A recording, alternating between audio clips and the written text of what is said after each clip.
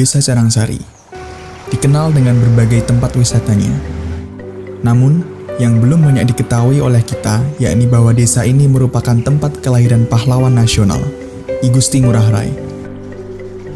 I Gusti Ngurah Rai dilahirkan di Desa Carangsari, Kabupaten Badung, Bali, tanggal 30 Januari 1917. Sejak kecil, beliau sudah memiliki ketertarikan pada dunia militer. Pada tahun 1936, beliau menempuh pendidikan calon perwira kemiliteran milik pemerintah kolonial Hindia Belanda di Gianyar, Bali. Lalu pada tahun 1940, beliau lulus sebagai perwira dengan pangkat Letnan II. Setelah Indonesia merdeka pada tahun 1945, beliau ditunjuk sebagai Komandan Resimen Tentara Keamanan Rakyat atau TKR.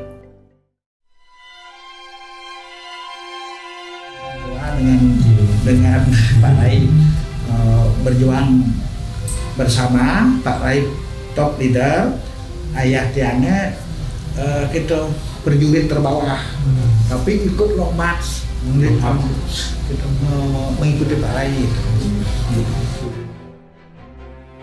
Saya bernama Iwayan Sudarto sebagai Wakil Ketua Yayasan Kebaktian Proklamasi. Pak Rai meninggalkan Puri Agung Carangsari pada akhir Desember 1945.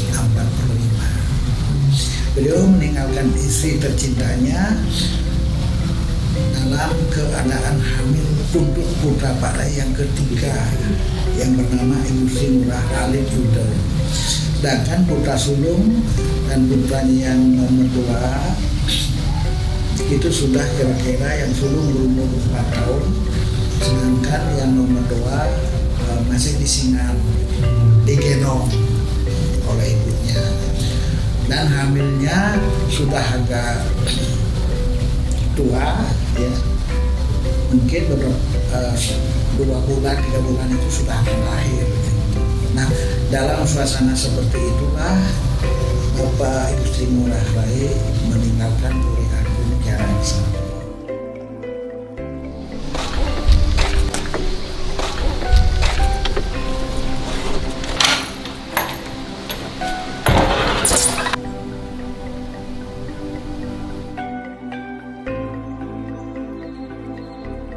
Beliau mulai memimpin pada saat itu, memimpin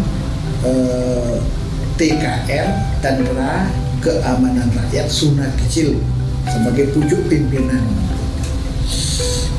Beliau terpilih secara aklamasi melalui mekanisme rapat, baik Gubernur Bali yang hadir maupun Ketua Komite Nasional Indonesia Bali atau Sunat Kecil, termasuk Dewan Raja-Raja dari seluruh Bali. Nah, itu sebagai peserta. Disitulah dalam suatu rapat khusus tentang pemilihan pimpinan Tentara Keamanan Rakyat, Pak Rai dipilih secara aklamasi dengan suara mufakat bulat.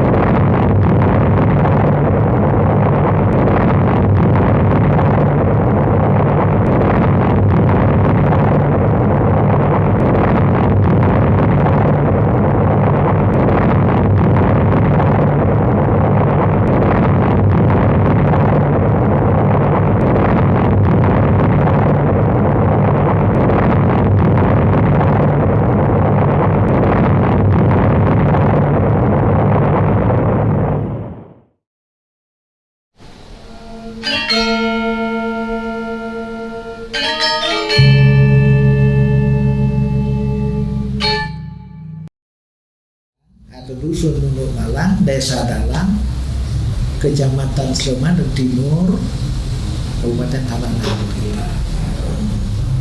Nah, entah tanggal berapa di situ, tetapi beliau mengadakan rapat tanggal 16 April 1946. Nah, pada saat itu Belanda sudah masuk di Bali, sudah dikuasai oleh Belanda daerah Bali. Bahkan Jepang sudah kembali ke asal mereka. Gitu. Ada juga kira-kira di sekitar 11 orang Jepang yang secara ikhlas bergabung pada pasukan pejuang, ingin bersatu padu untuk menyiapkan Belanda dari bumi Nusantara, khususnya Bali. Tekadnya. Makanya Jepang itu ikut berjuang dan banyak yang gugur, bahkan sebagian besar gugur pada masa perang kemerdekaan. Ada satu seingat saya yang masih hidup, tinggal di Jalan Lawa, siapa namanya ya? Nah, pokoknya tinggal di Jalan Lawa, kawin menikah dengan orang Bali gitu, dan masuk warga Indonesia. Nah itu sekilas. Nah, kemudian Pak Rai atas instruksi dari pusat ya mengadakan rapat untuk membentuk Dewan Perjuangan yang dinamakan Dewan Perjuangan Republik Indonesia Sunda Kecil, DPRI, Dewan Perjuangan Rakyat Indonesia Sunda Kecil. Nah, Dewan Perjuangan itu sebagai wadah pemersatu dari seluruh pejuang yang ada di Bali khususnya gitu, merupakan gabungan unsur militer dan unsur sipil. Jadi organisasi sangat kuat. Markasnya bernama Markas Besar Umum MBO, O itu ejaan lama, OE umum, MBO Markas Besar Umum Dewan Perjuangan Rakyat Indonesia, MBO DPRI Sunda Kecil. Markasnya berkedudukan di Lombok Malang, langsung di sana.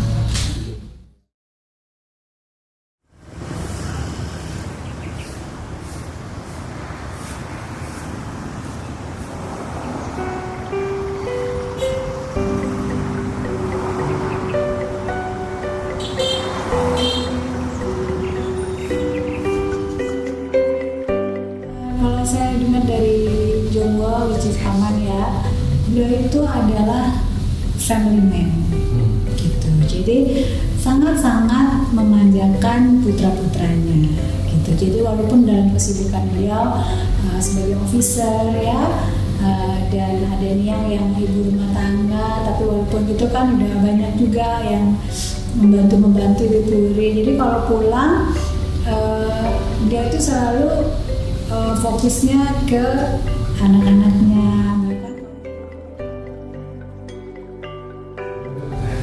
Oke, nama panggilan saya Bung Indah, panjangnya Ibu Sri Agung Indah Trimafuyuda. Oke, di sini Bung Indah ini sebenarnya siapa Ibu Sri Agung? Saya adalah cucu biologis, cucu langsung dari pahlawan nasional Ibu Gusti Ngurah Rai. Ayah saya, Ibu Gusti Ngurah Alituda, itu adalah putra ketiga atau putra bungsu dari Ibu Gusti Ngurah Rai dan nenek desa Petukali, dari putra bungsu dari 3 saudara. Kalau menurut saya banyak sekali cerita-cerita heroik yang kita bisa dapatkan atau dengar ya, yang menyentuh nasionalisme kita. Beliau memegang pistol, hayo gitu. Cukup satu-satu mengambil ketupat, satu orang satu ketupat. Kalau lebihnya di sini di pistol saya. Semua anggota pasukan itu tidak berani melanggar, semuanya tertib mengambil sebuah ketupat, walaupun tidak kenyang itu, tetapi kan ada bekanya tanpa air, tanpa lauk, bayangkan. Nah itu katanya.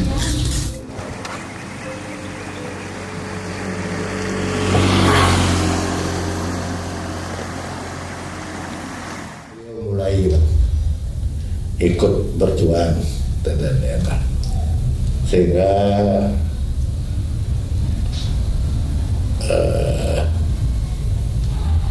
mereka tinggalkan perwiranya Pak ya. Mereka tinggalkan statusnya dan apapun yang mereka punya mereka tinggalkan. Mulai di sana titik perpisahan saya dengan keluarga. Pak Rai mungkin langsung menuju ke Simang.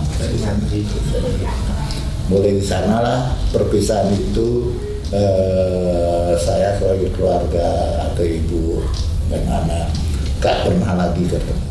Nenek yang masih sangat muda dalam kondisi hamil dan anak dua masih kecil-kecil, di mana Tuka Ngurah Rai ya kakek menyampaikan pesan-pesannya sebelum memutuskan untuk berjuang seperti itu. Jadi Pak Rai itu semangat tempurnya luar biasa, jiwa kepahlawannya luar biasa, patriotisme nasional sampai meninggalkan kelipatannya di Buri. Bayangkan. Kalau tidak ada rasa nasionalisme, patriotisme, jiwa kepahlawanan, mana mungkin mau. Orang Puri itu kan kehidupannya sudah luar biasa, sudah sangat bahagia kan. Tapi mengapa? Demi Indonesia merdeka, bangsa dan negara yang lebih dipentingkan daripada kenikmatan dirinya sendiri. Kira-kira begitu.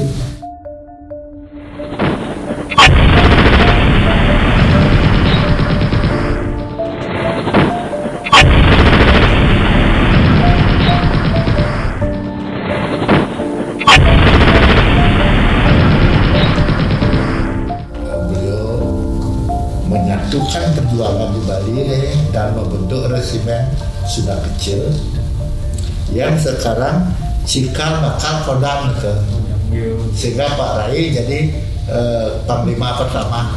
Kalau Pak datang ke markas atau Kodam, di sana lihat fotonya Pak Rai sebagai panglima pertama di sana. Nah, dan di sana mereka kumpulkan lumayan Pak, semua pasukan resimen itu ribuan, 1.200 lebih, 1.200 sekian. Dan bayangin Mas, itu kumpulnya Surabaya. Mereka lalu kan sebelum itu kan laskar gini kan. Pada saat itulah mulai perjuangan itu dikoordinasikan ya. Dan dengan nyatakan resimen Sunda Kecil. Pasukan itu menuju akhirnya sampai di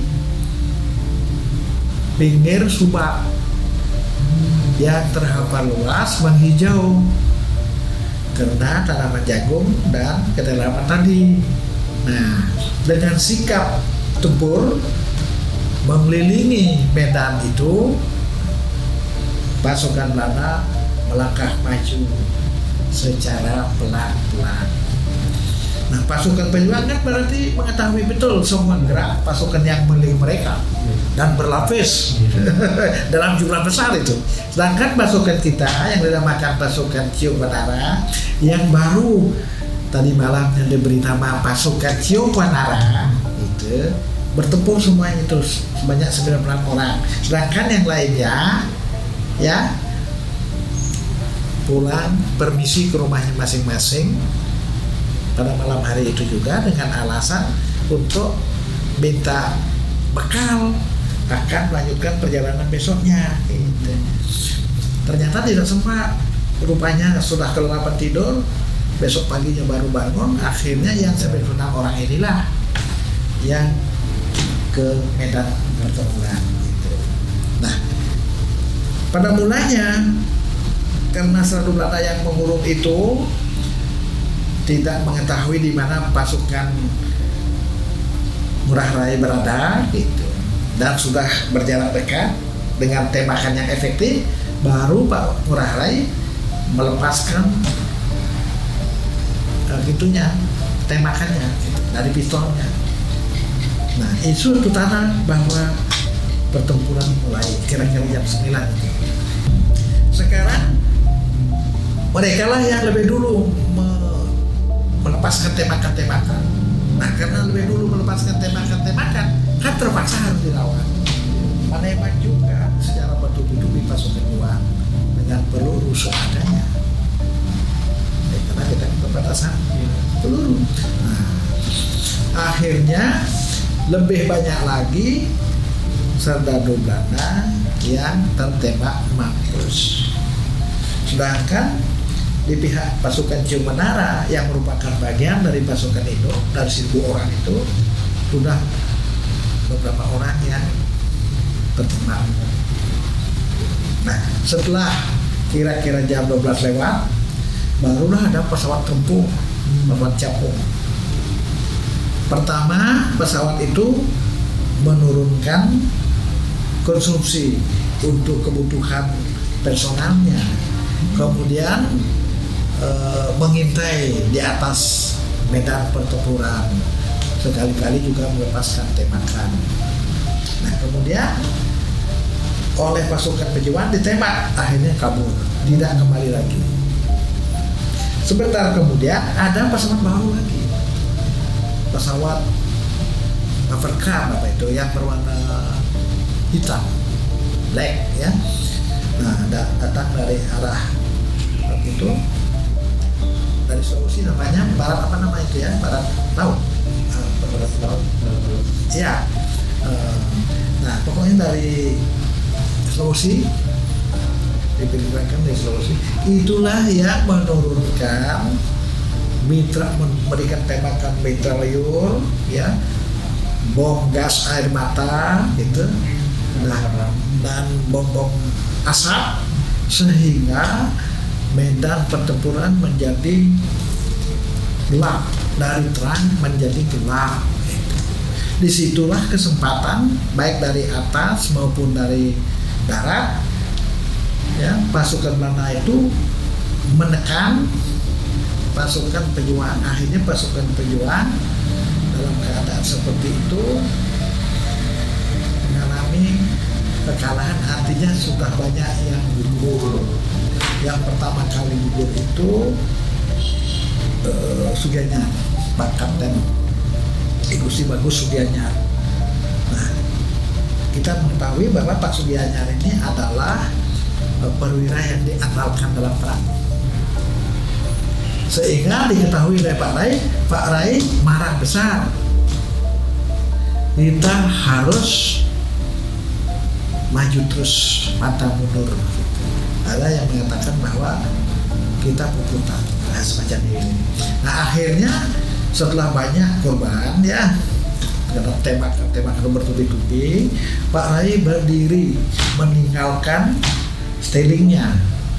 Sebetulnya pada saat itu stelingnya pas di Candi Pahlawan Parkerana yang tinggi itu. Di sana ada apa namanya itu, pelinggih di Subak, Bolo Rapor Sui ya, Rapor Siwi ya. Nah, di pura itulah beliau bertahan dengan Pak Wisnu, sedangkan yang lainnya menyebar atau steling masing-masing gitu. Jadi Pak Rai itu di tengah-tengah. Tapi akhirnya Pak Rai karena mungkin perasaan jengah dan marahnya luar biasa, maju terus ke selatan, berdiri beliau tak gitu. Nah, diperintahkan oleh Belanda untuk angkat tangan, melepaskan menaruh senjata. Beliau malah terus nembak. Nah, maunya Pak Rai itu ditangkap hidup-hidup oleh Belanda untuk diinterogasi barangkali kan, supaya mereka lebih paham tentang rahasia perjuangan kita gitu. Sehingga memudahkan juga di mereka untuk melakukan perlawanan gitu. Nah, kira-kira sampai di pernah deh melihat itu di patung Pancabakti, kalau kita masuk di pintu gerbang yang besar itu ada patung Pancabakti. Di sanalah beliau tertembak. Ininya pas kena di dahi, di tengah-tengah dahinya. Karena beliau melawan. Tuh. Jadi beliau berjuang dari akhir tahun 45 sampai dengan 20 November 1946 dalam usia 29 tahun ya, meninggalkan seorang istri dan 3 anak yang tadinya ditinggalkan sedang hamil ibunya sudah lahir. Itulah Gusti Ngurah Halid Yudo, dinamakan Yudo. Itu kan perang, ditinggal oleh ayahnya perang. Begitu kepemimpin Pak Rai itu.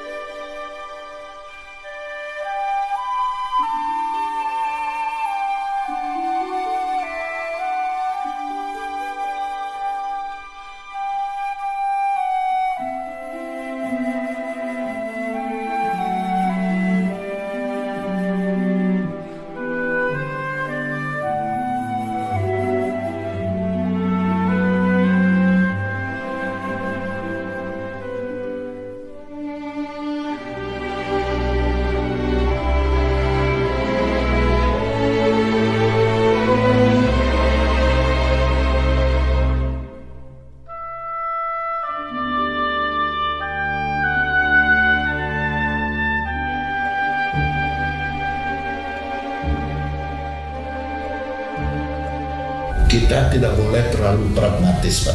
Kita juga terlalu idealis pun juga tetapi yang penting bagaimana memelihara semangat kita, Pak.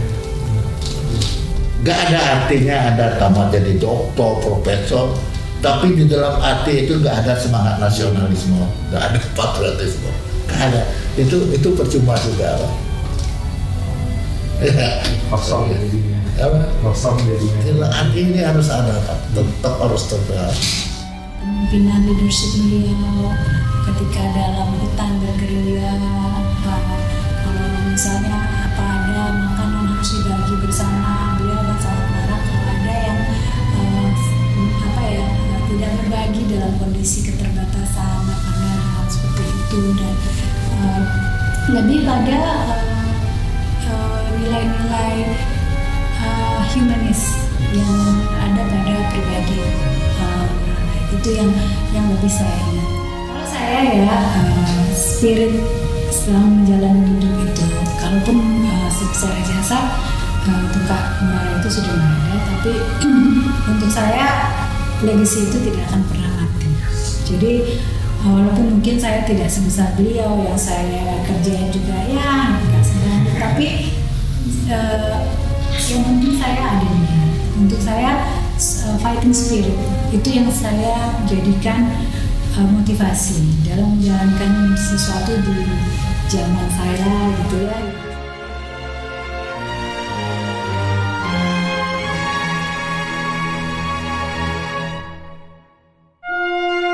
Thank you.